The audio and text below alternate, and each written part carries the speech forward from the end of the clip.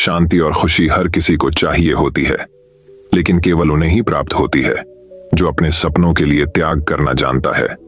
केवल वही लोग सफल हो पाते हैं जो अच्छाई और सत्य के रास्ते पर चलकर, कोई गलती ना करके, केवल अपने लक्ष्य के बारे में हर वक्त चिंतन करते रहते हैं। ऐसी सीख गौतम बुद्ध ने कई सालों पहले उस वक्त की पीढ़ी को क्यों दी थी? इसके पीछे का रहस्य क्या है? आज इसी रहस्य के बारे में हम गौतम बुद्ध की कहानियों के माध्यम से जानेंगे। तो बिना देर किए चलिए उन कहानियों की शुरुआत करते हैं।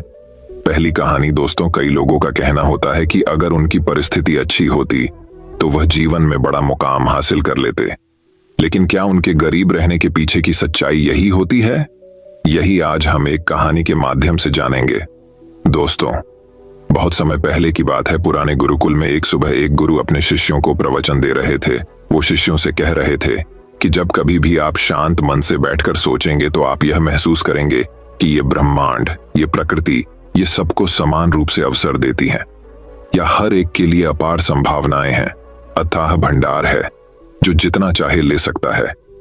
लेकिन साथ ही साथ आप यह भी महसूस करेंगे कि हमें लेना नहीं आता, हमें हासिल करना नहीं आता, क्योंकि किसी भी चीज को हासिल करने का एक तरीका होता है, एक विधि होती है, और कुछ ऐसे सूक्ष्म रहस्य है जिनका अभ्यास करना ही उस सफलता का आधार होता है, उस सफलता को पाने का सही तरीका होता है। कौन है ऐसा जो सफल नहीं होना चाहता? कौन है ऐसा जो खुश नहीं रहना चाहता? मगर फिर वो ऐसी कौन सी चीज है जो हमें ये सब पाने से रोकती है? वो है हमारे खुद के नकारात्मक विचार, वो है हमारी खुद से होने वाली नकारात्मक बातचीत। और हमारा मन खुद ही ऐसे विचार पैदा करता रहता है जो हमारे आत्मविश्वास को कमजोर बना देता है और हमें विश्वास दिला देता है कि हम उस सफलता के लायक नहीं। और यही वह सूक्ष्म रहस्य है, अपने मन में चल रहे विचारों को एक सही दिशा देना, उन्हें नकारात्मक से सकारात्मक की ओर मोड़ना, खुद से की जाने वाली मानसिक बातचीत को सही करना और खुद पर विश्वास करना। गुरु ने आगे कहा, क्या आपके अंदर कुछ ऐसा है जो आपको मुश्किल से मुश्किल वक्त में भी हार नहीं मानी देता? लोग जब उदास और परेशान होते हैं तो अक्सर वो सब कर बैठते हैं जो उन्हें नहीं करना चाहिए। नकारात्मक भावनाओं की वजह से कई बार हमारे अंदर की बुराई बाहर आ जाती है और हम गलत कदम उठा लेते हैं। गुरु ये सब बोल ही रहे थे कि तभी एक शिष्य खड़ा होता है और गुरु से प्रश्न करता है, गुरुदेव, क्या आप हमें बता सकते हैं कि हमें अपने अंदर की बुराई और नकारात्मकता का सामना कैसे करना है और जिंदगी को सकारात्मक विचारों के साथ कैसे जीना है? गुरु ने मुस्कुराते हुए कहा, खुश रहना उतना भी मुश्किल नहीं है जितना आप सोचते हैं। बस हमें हर सुबह और शाम अपने विचारों को सही दिशा देना है। हर नया सवेरा एक उम्मीद लेकर आता है, क्योंकि हर नए दिन के साथ नए सपने, नई उम्मीदें और नए मौके मिलते हैं। इसीलिए अपनी हर दिन का दिल से स्वागत करो। कौन जाने कल क्या होगा, क्योंकि आने वाला समय तो किसी ने नहीं देखा है ना। अक्सर हम सभी सोचते हैं कि हमारे सामने एक लंबी जिंदगी पड़ी है। ये बात सच है, लेकिन यह भी एक सच है कि जिंदगी का कोई भरोसा नहीं, कब क्या हो जाए कहना बड़ा मुश्किल है। इसीलिए हर दिन को अपना एक नया जन्म समझकर जीना शुरू करो, क्योंकि इस सोच के साथ जीवन जीने से आप कभी दोबारा उदास महसूस नहीं करेंगे, बल्कि आप खुद से और अपने करीबी लोगों से और भी ज्यादा प्रेम करने लगेंगे। और फिर जो भी करेंगे पूरे जोश और उत्साह के साथ करेंगे। आपका हर दिन हंसी और खुशी के साथ बीतेगा। गुरु ने आगे कहा, अगर आप सफलता चाहते हैं तो आपको कुछ समझौते भी करने पड़ेंगे। जीवन का यही नियम है, अपनी आराम की स्थिति में रहते हुए आप कभी कुछ बड़ा हासिल नहीं कर सकते। जीवन में बदलाव लाकर ही आप उसे एक नई दिशा दे सकते हैं। इसीलिए हर बदलाव का खुले मन से, खुले दिल से स्वागत करो। जो लोग समय के साथ बदलना सीख जाते हैं, सफलता भी उन्हीं को मिलती है। अगर आपको लगता है कि आपकी जिंदगी में बहुत मुश्किलें हैं और आप परेशान हो चुके हैं, तो आपको मुश्किलों का सामना करने के प्रति अपने नजरिए को बदलना होगा, अपने सोचने के तरीके को भी बदलना होगा। चाहे कोई सा भी बदलाव आए और वहीं कितना ही मुश्किल क्यों ना लगे, आप बस उसका सामना कीजिए। आपको शायद नहीं पता, पर आप अपनी सोच से कहीं ज्यादा मजबूत है और आपकी जिंदगी में जितनी मुश्किलें आएंगी, आप उतने ही मजबूत होते चले जाएंगे, क्योंकि हर मुश्किल एक नया अनुभव, एक नया सबक देकर जाती है। और फिर आपको सफल होने से कोई नहीं रोक पाएगा और आपकी जिंदगी खुशियों और कामयाबियों से भर जाएगी। बुरे काम करके ये मत सोचो कि अब आपके साथ कुछ अच्छा होगा। अगर जिंदगी में सब कुछ अच्छा चाहिए तो फिर अच्छा ही सोचना होगा और अच्छा ही करना होगा, तभी आप पर इस ब्रह्मांड की मेहरबानी होगी। इसीलिए अपनी सोच और अपने कर्म पर सही नियंत्रण रखो। हम दुनिया को किस नजर से देखते हैं, यह काफी हद तक हमारी अपनी सोच पर निर्भर करता है। एक नकारात्मक मानसिकता वाले व्यक्ति को दुनिया में सिर्फ बुरा ही बुरा दिखता है, जबकि सकारात्मक सोच हमें जीवन के उन चीजों की अहमियत करवाती है जो अभी हमारे पास है और उस ब्रह्मांडीय शक्ति की कृपा से हमें मिली है। गुरु ने आगे कहा, अपने मन को शांत रखना सीखो। दिन भर की भाग दौड़ के बीच खुद को शांत रखने का कोई तो तरीका सीखो। एक शांत मन के साथ हमें अपने अंतरात्मा में झांकने का मौका मिलता है और हम खुद से ही सवाल जवाब करते हैं, जैसे कि मैं कौन हूं, मेरे जीवन का उद्देश्य क्या है, क्या मैं एक अच्छा इंसान हूं, क्या मैं एक अच्छा पिता या पति हूं, या क्या मैं एक अच्छा बच्चा हूं। आप जितनी गहराई से अपने अंदर झांकेंगे उतना ही ज्यादा खुद को जान जाएंगे। आप अपने आसपास की चीजों को समझने लगेंगे, लोगों का स्वभाव और उनको समझने लगेंगे। फिर आप चीजों और लोगों को लेकर बात बात पर परेशान और उदास होना छोड़ देंगे। आपको यह एहसास होने लगेगा कि आपके किसी भी काम का क्या असर पड़ेगा। किसी भी काम से अगर आपको दुख पहुंचे तो उस काम को मत कीजिए और जो चीज खुशी दे उसे जरूर कीजिए। फिर देखिए आपकी जिंदगी में कैसा ठहराव आता है। हमें जिंदगी एक बार ही मिलती है तो क्यों ना इसे भरपूर तरीके से जिए। जो दिल करे वो करो, खुद को बंदरों में मत बांधो, लेकिन हाँ, इस बात का भी ध्यान रखो कि वो मनमानी ना हो, बुद्धिमानी हो और आपके भीतर की आवाज हो।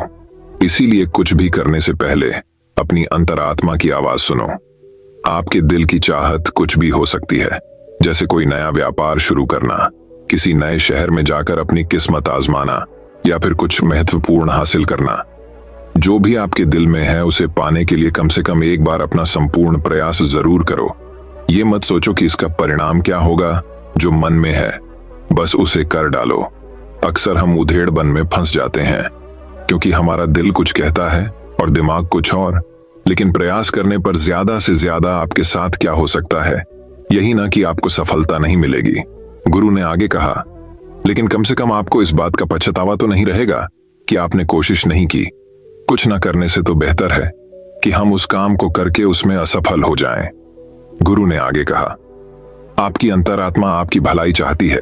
इसकी आवाज को कभी भी नजरअंदाज मत करो, क्योंकि अंदर से आने वाली आवाज ही हमें सफलता के रास्ते पर ले जाती है। जब भी आप कुछ गलत सोचते हैं या करते हैं तो सबसे पहले अंदर की आवाज ही आपको टोकती है, गलत करने से रोकती है। कभी सोचा है ऐसा क्यों? क्योंकि ये हमेशा हमारा भला चाहती है। यही तो ऊपर वाले का दिया हुआ सबसे अनमोल उपहार है हमारे पास, जिसे हम समझ या बुद्धिमत्ता कहते हैं। अगर जिंदगी की खूबसूरती को समझना है तो अपने अंदर झांक कर देखो। ये देखो कि तुम्हारे पास क्या क्या है और तुमने अपने जीवन में कितना कुछ हासिल किया है। जिंदगी की सुंदरता को आप केवल तभी महसूस कर पाएंगे जब आप धन्यवाद के भाव से भरे रहेंगे, बजाय यह सोचकर दुखी होने के कि हमारे पास क्या नहीं है। यह सोचकर खुश रहो कि हमारे पास कितना कुछ है और इसी संतोष की भावना और शांत मन के साथ अपना प्रयास जारी रखो। इतना कहने के बाद गुरु कुछ देर के लिए मौन रहे और फिर कहना शुरू किया, क्या आप जानते हैं शब्द तलवार से ज्यादा ताकतवर होते हैं, इसीलिए शब्दों का उपयोग सोच समझकर करना होता है। ऐसी बात करने से बचो जो किसी दूसरे को बुरी लगे। साफ और स्पष्ट राय रखना अच्छी बात है, लेकिन किसी को ऐसी बात मत बोलो जो उसे अंदर तक चुभ जाए। सच भी तो सभ्यता के साथ कहा जा सकता है ना। अगर आप क्रोध में हैं तब भी किसी को उल्टा सीधा कहने से बचो, कहीं ऐसा ना हो कि आपको बाद में पछताना पड़े। बात करते समय अपनी आवाज में नमी रखो। जहां तक हो सके साफ बात कहो, लेकिन प्रेम से कहो। एक अच्छा इंसान बनने के लिए आपको सिर्फ इतना ही करना है। हाँ, लेकिन इन आदतों को अपने स्वभाव का हिस्सा बनाने में समय लगता है, क्योंकि इनका अभ्यास करना पड़ता है। खुद से पूछिए कि क्या आप एक अच्छे इंसान हैं और आपको क्यों लगता है कि आप अच्छे हैं। आपके अंदर ऐसी कौन सी खास बात है? आप दूसरों से किस तरह से पेश आते हैं? ये सवाल आपको अपनी कमियां जानने में मदद करेंगे। शुरुआत में हो सकता है खुद से ऐसे सवाल जवाब करना आपको अजीब लगे, लेकिन खुद से ऐसे सवाल करते रहिए और खुद को विनम्र वो अंदर से शांत रखने का प्रयास करेंगे। अगर एक इंसान के रूप में आपको अपने अंदर सुधार लाना है तो अपनी कमियों को पहचान कर उन्हें दूर करना ही होगा। गुरु ने आगे कहा, दुनिया में प्रेम से बढ़कर कुछ भी नहीं है। प्रेम आपको आबाद भी कर सकता है, और ये आपको बर्बाद भी कर सकता है। हालांकि प्रेम को ना समझना ही बर्बाद करेगा, क्योंकि प्रेम तो बड़ी पवित्र चीज है। प्रेम ही ईश्वर है। ऐसा कहा जाता है, अपना नियम बना लो कि आपके अंदर सबके लिए प्रेम और करुणा हो। जिससे दिल में प्रेम होता है वहीं दिल आबाद होता है। जितना प्यार आप बांटेंगे उतना ही आपके पास लौट कर आएगा। जिसके दिल में प्रेम और करुणा है वह कभी किसी के साथ बुरा कर ही नहीं सकता। उसके अंदर दूसरों के प्रति बुरी और नकारात्मक भावनाएं आ ही नहीं सकती। असल में प्रेम के अंदर वो ताकत है जो हमें गलत काम करने से रोकती है। गलत काम करके इंसान कभी चैन से नहीं रह सकता। उसके अंदर हमेशा एक डर और पश्चाताप रहता है। गलत काम करना छोड़ दो, फिर देखो आपको इतनी बेहिसाब खुशी और संतुष्टि मिलेगी कि आपकी पूरी जिंदगी चैन से गुजरेगी। जो लोग स्वार्थी और धोखेबाज होते हैं, खुशियां उनसे दूर भागती है। वो चाहे कितना ही खुश रहने का दिखावा कर लें, लेकिन अंदर से वो हमेशा दुखी ही रहते हैं। गंदे काम और गंदे विचार हमें कभी खुश नहीं रहने देते। और जहां खुशी है वहीं प्रेम है। इतना कहने के बाद गुरु ने अपना प्रवचन समाप्त किया और फिर सभी शिष्य अपने अपने दैनिक कार्यों में लग गए। दोस्तों, इस तरह के विचार अपने दिमाग को देने से और विचारों को सकारात्मक रखने से निश्चित रूप से जिंदगी बदलेगी। तो आइए आप जल्दी से समराइज कर लेते हैं कि हमने इस कहानी में क्या क्या सीखा। इस वीडियो में आपने खुद से की जाने वाली सकारात्मक बातचीत की ताकत के बारे में जाना और ये भी जाना कि खुद की काबिलियत पर संदेह करना हमें नीचे खींचता है। खुद को हमेशा अपनी खूबियों और अच्छाइयों के बारे में याद दिलाते रहो, क्योंकि इससे हमारा आत्मविश्वास बढ़ता है।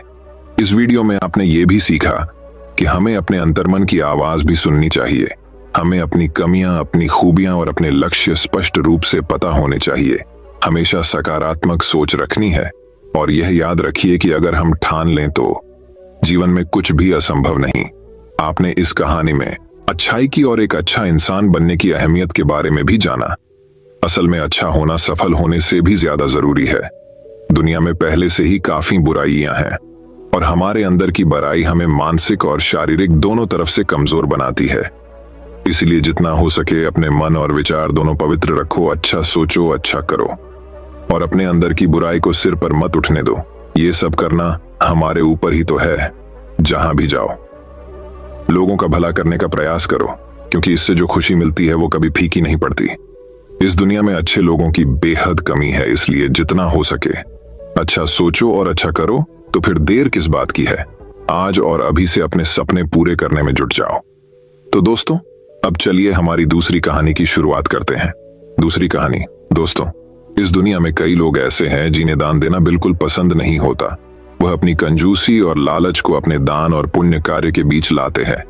दोस्तों, आज की इस कहानी में लोगों की मदद से हमारा कितना फायदा हो सकता है, इस बारे में बताया गया है। वही कहानी की शुरुआत कुछ इस प्रकार होती है। बात बहुत समय पहले की है।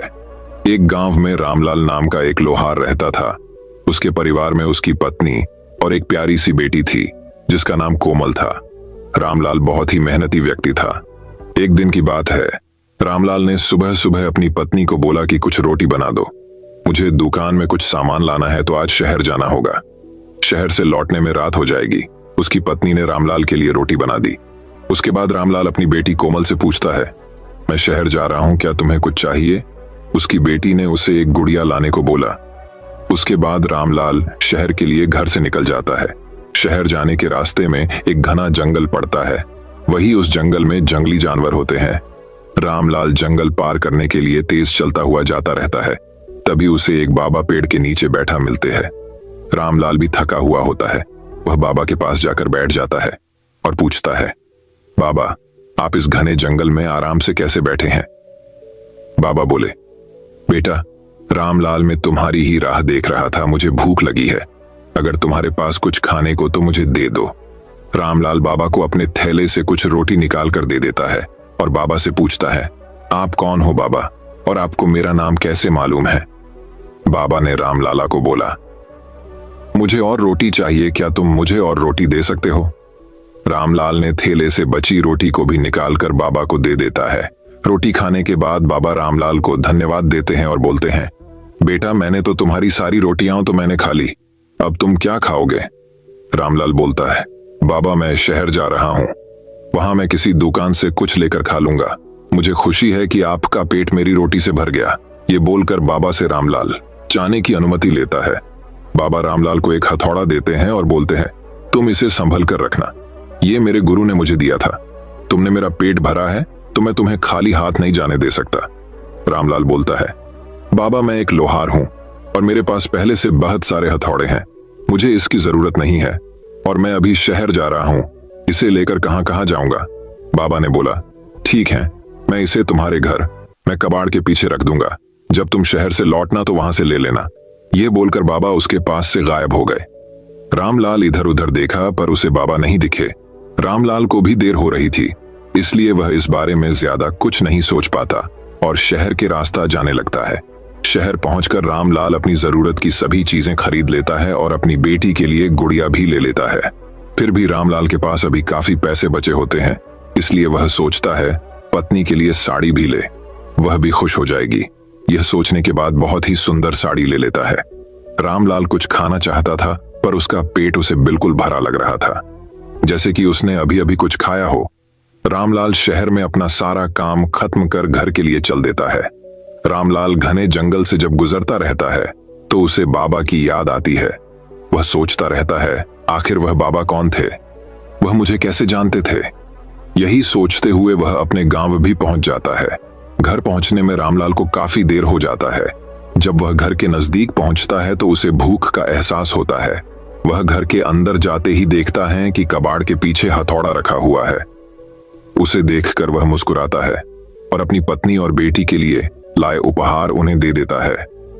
वह अपनी पत्नी को बोलता है, मुझे खाने को जल्दी खाना दो, भूख लगी है। उसकी पत्नी रामलाल को खाना परोसती है और रामलाल बहुत ही आनंद लेकर भोजन करता है। सुबह जब वह अपना दुकान पहुंचता है, उस हथौड़े को अपने साथ ले जाता है। रामलाल जो भी बनाने के लिए सोचता है, उस हथौड़े को बस एक बार मारता है, हथौड़ा सामान बना देता है। रामलाल बहुत ही आश्चर्य होकर हथौड़े को देखता है।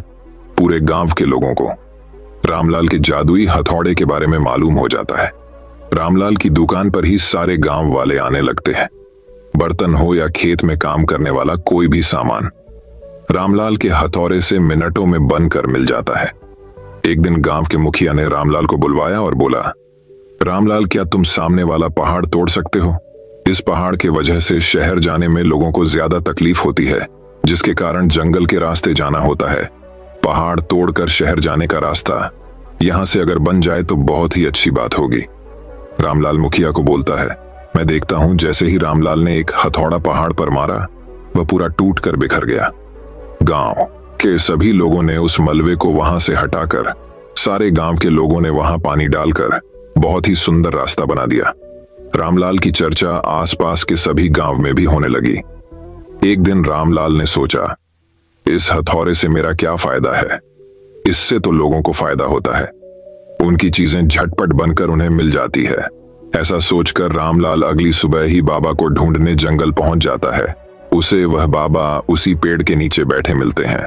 रामलाल बाबा को देखते ही जो वह सोच रहा था उसे क्या फायदा, उस हथौड़े से ऐसा बाबा को बोलता है। बाबा उस पर हंसने लगे और बोले, तुम इस हथौड़े से बहुत कुछ कर सकते हो, अपनी बुद्धि लगाओ।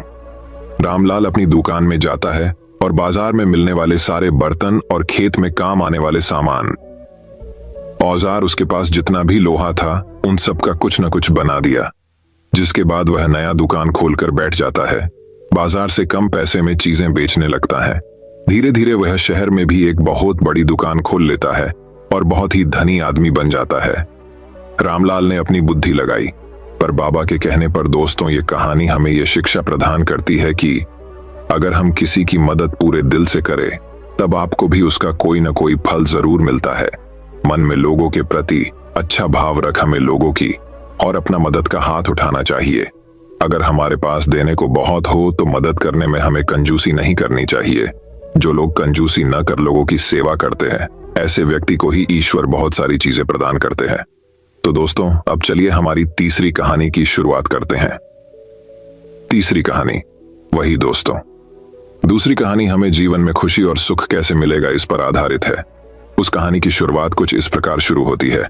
शीतल नगर के मंत्री माधव हमेशा से ही अपने नायाब तरीकों से जवाब देने के लिए जाने जाते थे। उनसे कोई भी सवाल पूछा जाए तो वह हमेशा एक अलग अंदाज के साथ जवाब देते थे, चाहे वो सवाल क्यों ना उनकी मनपसंद मिठाई का हो। इस कहानी, एक बार की बात है, सर्दियों का मौसम था। एक दोपहर महाराज चंद्रसेन, राजपुरोहित और माधव महल के बागीचे में टहल रहे थे और धूप का आनंद ले रहे थे। महाराज बोले, इस बार बहुत गजब की ठंड पड़ रही है। सालों बाद ऐसी ठंड नहीं पड़ी। ये मौसम तो भरपूर खाने और सेहत बनाने का है। क्यों राजपुरोहित जी, क्या कहते हैं? राजपुरोहित ने जवाब दिया, बिल्कुल सही कह रहे हैं महाराज। आप इस मौसम में मीठा खाना काफी लाभदायक होता है। जैसे ढेर सारे सूखे मेवे, फल और मिठाइयां खाने का मजा ही अलग होता है। मिठाइयों का नाम सुनकर महाराज बोले, यह तो बिल्कुल सही कह रहे हैं आप। वैसे ठंड में कौन कौन सी मिठाइयां खाई जाती हैं? राजपुरोहित बोले, महाराज सूखे मेवों की बनी ढेर सारी मिठाइयां जैसे काजू कतली, बर्फी, हलवा, गुलाब जामुन, ये हमारे शरीर को गर्म रखने में काफी मदद करती है ताकि हमें ठंड छू ना सके। ऐसी और भी कई मिठाइयां हैं जो हम ठंड में खा सकते हैं। यह सुनकर महाराज हंसने लगे और माधव की तरफ मुड़कर बोले, आप बताइए माधव, आपको ठंड में कौन सी मिठाई पसंद है? इस पर तेनाली ने जवाब दिया, महाराज, राजपुरोहित जी, आप दोनों रात को मेरे साथ महल के बाहर चलिए, मैं आपको अपनी मनपसंद मिठाई खिला दूंगा। महाराज बोले, आपको जो मिठाई पसंद है हमें बताइए, हम महल में ही बनवा देंगे। माधव बोले, नहीं महाराज, वह मिठाई यहाँ किसी को बनानी नहीं आएगी। आपको मेरे साथ खाने के लिए बाहर ही चलना होगा। महाराज ने हंसकर कहा, चलिए ठीक है, आज रात को ही खाना खाने के बाद हम आपकी मनपसंद मिठाई खाने आपके साथ चलेंगे। रात को खाना खाने के बाद महाराज और राजपुरोहित ने साधारण कपड़े पहने और चुपचाप महल से निकलकर माधव के साथ चल पड़े। गांव पार करके खेतों में बहुत दूर तक चलने के बाद महाराज बोले, हमें और कितना चलना पड़ेगा माधव? आज तो तुमने हमें थका दिया है। माधव ने उत्तर दिया, बस कुछ ही दूर और है। महाराज, जब वो लोग खेतों के बीच पहुंचे तो उन्हें मिठाई की खुशबू आने लगी। महाराज ने बोला, लगता है हम आपकी मनपसंद जगह पहुंच गए। तो माधव मुरुकराया और महाराज और राजपुरोहित को एक खाट पर बैठने को कहा और खुद वो मिठाई लेने चले गए। थोड़ी देर में वे अपने साथ 3 कटोरियों में गर्मा गर्म मिठाई ले आए। जैसे ही महाराज ने उस मिठाई को चखा, उनके मुंह से वाह के अलावा और कुछ नहीं निकला। महाराज और राजपुरोहित एक बार में ही पूरी मिठाई छट कर गए। इसके बाद दोनों ने माधव से कहा, मजा आ गया। क्या थी ये मिठाई? हमने ये पहले कभी नहीं खाई है। महाराज की बात पर माधव मुस्कुराए और बोले, महाराज, ये गुड़ था। यहाँ आसपास गन्नों का खेत है और किसान उसी से यहाँ रात को गुड़ बनाते हैं। मुझे यहाँ आकर गर्मा गर्म गुड़ खाना बहुत पसंद है। मेरा मानना है कि गर्मा गर्म गुड़ भी बेहतरीन मिठाई से कम नहीं होता है और गुड़ हमारे शरीर को अंदर से गर्म रखता है। गुड़ खाने से कई फायदे भी हैं। महाराज ने माधव की बातें सुनने के बाद उससे कहा, मुझे तो यकीन ही नहीं हुआ कि हम गुड़ खा रहे थे। इसी बात पर हमारे लिए एक कटोरी मिठाई और ले आइए। इसके बाद तीनों ने एक एक कटोरी गुड़ और खाई और फिर महल को लौट गए। इस कहानी से हमें यह शिक्षा मिलती है, हमें छोटी छोटी चीजों में भी वो खुशियां मिल सकती हैं जो कई पैसे खर्च करने पर भी नहीं मिलती। सिर्फ फर्क हमारे सोचने का है। अगर हम अपनी सोच बदलें तो हम अपने जीवन में किसी भी परिस्थितियों में खुश रह सकते हैं। मनुष्य अगर खुश रहे तो जीवन के किसी भी पड़ाव पर वह बीमार नहीं पड़ सकता। खुश रहना अपने आप में एक थेरेपी का काम करती है जो सभी मौसम में आपको तंदुरुस्त रखता है। तो दोस्तों, अब चलिए हमारी चौथी कहानी की शुरुआत करते हैं। चौथी कहानी, जीवन के विभिन्न पक्ष। प्राचीन ग्रंथ कहते हैं कि हम सब इस विशाल जीवन सागर में सीपियों की तरह तैर रहे हैं। यद्यपि सब समान चेतना से जन्मे हैं, लेकिन कोई भी 2 जीवन एक जैसे नहीं हैं। हम सबके जीवन कितने भी अलग हों, सब एक दूसरे पर आश्रित हैं और सबसे कुछ न कुछ सीखा जा सकता है। जीवन के सभी पक्षों को समझने के लिए 5 दिन निकालें, ज्यादा नहीं, बस 5 दिन, एक पूरा दिन, सुबह से शाम तक किसी किसान के साथ बिताएं। उसके साथ सुबह जल्दी खेत में जाएं और देखें कि वह सारा दिन क्या करता है। आप वातावरण और भोजन के प्रति संवेदनशील हो जाएंगे। विश्व में भोजन का 1/3 हिस्सा बर्बाद किया जाता है और फेंक दिया जाता है। किसान के साथ पूरा दिन व्यतीत करने से आपको पता चलेगा कि भोजन उत्पन्न करने के लिए कितनी अधिक मेहनत और कितने संसाधनों का प्रयोग होता है। तब आप भोजन फेंकने से पहले 2 बार अवश्य सोचेंगे। एक दिन जेल में बिताएं, परंतु बिना कोई अपराध किए। आपको अनुभव होगा कि जिन लोगों के ऊपर अपराधी का तमगा लगाकर जेल में डाल दिया गया है, वे परिस्थितिवश या अज्ञानतावश वहां पहुंचे हैं। जब क्रोध व्यक्ति को जकड़ लेता है तो उसका अपने पर कोई नियंत्रण नहीं रहता। यदि आप सबसे खतरनाक अपराधी से मिलोगे तो वह भी यही कहेगा, मैंने ऐसा नहीं किया, मुझे कुछ हो गया था और मुझसे यह हो गया।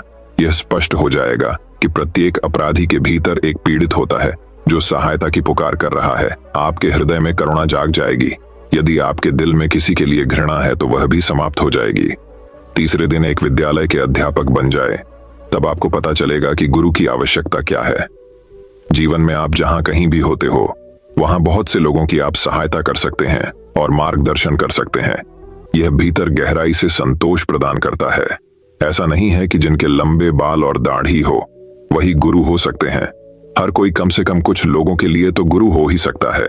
आपको अध्यापक बनने के लिए किसी विशेष कौशल की आवश्यकता नहीं है, इसके लिए बस करुणा की आवश्यकता है। अध्यापक होने के नाते आप लोगों में करुणा का संचार कर सकते हैं। मुझे कुछ नहीं चाहिए, बस मेरे छात्र उन्नति करें। ऐसा निस्वार्थ प्रेम आपके जीवन में आ जाएगा। चौथा दिन किसी मानसिक चिकित्सा संस्थान में बिताएं। पागल खाने में आपको कोई भी कुछ कहे, आपको कोई भी नाम लेकर बुलाए, आप इसका बुरा नहीं मानोगे। एक दिन जब आप ऐसी जगह पर व्यतीत करोगे जहां आपको कोई भी कुछ भी कहे, तब आपके अंदर यह हिम्मत आ जाएगी कि आप बिना उत्तेजित हुए किसी भी प्रकार की आलोचना सह लेंगे। न केवल बिना उत्तेजित हुए किसी भी प्रकार की आलोचना सह लेंगे, बल्कि जो लोग आपकी आलोचना कर रहे हैं उनके प्रति आपके मन में सहानुभूति भर जाएगी। हम छोटी छोटी बातों पर उत्तेजित हो जाते हैं। वह मेरे बारे में क्या सोचेगा, हम यह सब सोचकर हिल जाते हैं और एकदम अपनी प्रतिक्रिया दे बैठते हैं। आपके अंदर आलोचना करने और आलोचना सहने दोनों की शक्ति होनी चाहिए। यदि हम अपने बच्चों को यह सिखाएंगे तब वह समाज के मजबूत व स्थिर सदस्य बन पाएंगे। एक दिन किसी कब्रिस्तान या श्मशान में बिताएं। आपको इस जीवन के अस्थायित्व का बहुत निकट से और बहुत गहरा अनुभव होगा। आपकी जो भी शिकायतें हैं सब समाप्त हो जाएंगी। यह अनुभव कि मृत्यु किसी भी समय आ सकती है आपके जीवन का परिप्रेक्ष्य हमेशा के लिए बदल देगा। केवल औपचारिक शिक्षा ही काफी नहीं है, पूर्ण शिक्षा के लिए जीवन के विभिन्न पक्षों को जानना आवश्यक है। जब हम जीवन के विभिन्न पक्षों को गौर से देखते हैं तो यह हमें केंद्रित और स्वयं स्थिर बना देता है। तो दोस्तों, अब चलिए हमारी 5वीं कहानी की शुरुआत करते हैं। 5वीं कहानी, शांति। सर्वोच्च उपचार। भारतीय लोकाचार में शांति के 3 स्तर माने गए हैं। पहली शांति है आंतरिक मन की, दूसरी शांति है हमारे निकटस्थ वातावरण, हमारे परिवार, मित्रों और समुदाय में, तीसरी शांति है दुनिया में, राष्ट्रों के बीच। आंतरिक शांति समुदायों और परिवारों में शांति की नींव होती है। मानवता की भलाई के कार्य करने के लिए आवश्यक साहस और आत्मविश्वास के लिए मन की शांति आवश्यक है। जैसे जैसे मानवता कोविड-19 महामारी के आघात से जूझ रही है, वैसे वैसे वे लोग भी अपने जीवन में शांति की तलाश करने लगे हैं जो सामान्य रूप से शांति की परवाह नहीं करते। अफगानिस्तान, इथियोपिया, दक्षिण सूडान, सीरिया, यमन और दुनिया के अन्य हिस्सों में मानवीय संकट ने आज मानवता के सामने आने वाली बहुआयामी चुनौतियों की जटिलता को और बढ़ा दिया है। अज्ञानता, चरमपंथी विचारधाराओं और गलत सूचनाओं के अभिशाप का मुकाबला करना समय की मांग है। यह विषाक्त मेल मानव सभ्यता की नींव पर ही संकट बनकर मंडरा रहा है। आंतरिक शांति के बिना वैश्विक शांति, सतत विकास और सामाजिक एकीकरण जैसे बाहरी लक्ष्य मृग तृष्णा बने रहेंगे। शांति कोई ऐसी वस्तु नहीं है जिसे बाजार में खरीदा जा सके। इसका हम में से प्रत्येक ने भीतर पालन पोषण करना होगा। आंतरिक शांति पाने में मुख्य बाधा मन में तनाव है। आज युवा और बुजुर्ग समान रूप से अभूतपूर्व पैमाने पर तनाव, अकेलापन और चिंता का अनुभव कर रहे हैं। अवसाद और मानसिक स्वास्थ्य एक वैश्विक चिंता बन गए हैं, दुर्भाग्य से न तो घर पर और न ही विद्यालय में। हम ये सीखते हैं कि अपनी नकारात्मक भावनाओं को कैसे संचालित करें, तनाव से कैसे छुटकारा पाएं और जीवन की कठिनाइयों का सामना कैसे करें। तनाव और आक्रामकता का आपस में सीधा संबंध है। वे दोनों एक दूसरे का पोषण करते हैं और इस प्रकार हिंसा का एक चक्र बनाते हैं। वहीं दूसरी ओर आंतरिक शांति हमें शक्ति देती है, जो रचनात्मक मानसिकता के साथ चुनौतियों का सामना करने में सहायक होती है। विश्व शांति केवल उच्च स्तरीय नीतियों को लागू करने से नहीं आ सकती है। शांतिपूर्ण विश्व का निर्माण तो शांतिपूर्ण व्यक्ति ही कर सकते हैं। आंतरिक शांति वाला व्यक्ति अपने संपर्क में आने वालों पर सकारात्मक प्रभाव डालने में सक्षम होता है और इस प्रकार समाज में शांति स्थापित करता है।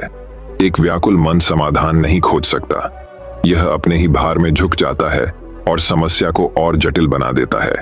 इस कठिन समय में आंतरिक शांति पहले से कहीं अधिक महत्वपूर्ण हो गई है। हमें अपनी समस्याओं को चुनौतियों के रूप में देखने और उन्हें अवसरों में बदलने की ऊर्जा और ज्ञान होना चाहिए। शायद यह प्रतिरोध क्षमता और ज्ञान ही है जिसने जीवन को विकसित किया और उसे पृथ्वी पर सबसे कठिन परिस्थितियों पर विजय प्राप्त करने में सक्षम बनाया है। दुनिया भर की संस्कृति ऐसे लोगों के उदाहरणों से भरी पड़ी है जिन्होंने समाज के भलाई के लिए संकट को अवसरों में बदल दिया। अब जबकि मानवता पुनः परिवर्तन और रूपांतरण के चौराहे पर है, हमें प्रत्येक व्यक्ति के भीतर शांति का आह्वान करने की आवश्यकता है, जो हमें वर्तमान संकट को साहस, आत्मविश्वास और करुणा के साथ पार करने में सहायक होगी। आंतरिक शांति ही वह आधार है जिस पर हम दुनिया में सुधार और राहत के लिए आवश्यक शक्ति और प्रतिबद्धता को पा सकते हैं। दोस्तों, मैं उम्मीद करता हूं कि यह कहानी सुनने से आपके जीवन में अच्छे बदलाव आए होंगे। आपको इस वीडियो से क्या सीखने मिला, ये कमेंट करके जरूर बताइए।